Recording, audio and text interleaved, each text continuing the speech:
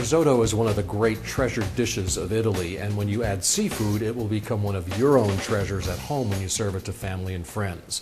Now, risotto is made from arborio rice, which has high starch content, and I will start in my pan with olive oil and butter, and I will start sauteing a diced onion, and then add the risotto,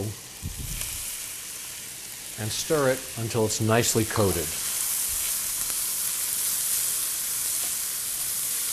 Now, the secret to risotto is that it has a high starch content, and so it's going to take a lot of liquid, and we're going to start by adding first some saffron threads, and that'll help color it, and then we'll add in a half a cup of wine,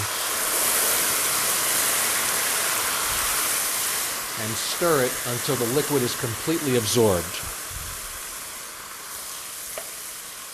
Now, I've got some shrimp stock heating nearby, and I made it with shrimp shells that I saved from other dishes that I've made, and I'll add it slowly, about a half a cup at a time, and stir it completely until it's completely absorbed by the risotto rice.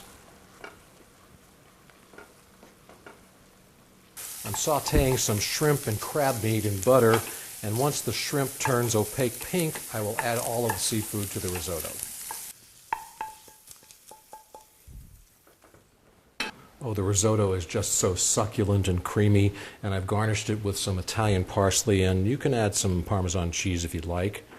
And most of all, I'd like you to get the recipe, so write to me here at the station, or log on to the website and click on the Kitchen Guy link. I'm Chef Jim. Mille grazie for watching Kitchen Guy, the tastiest 2 minutes in television, and I'll see you next time.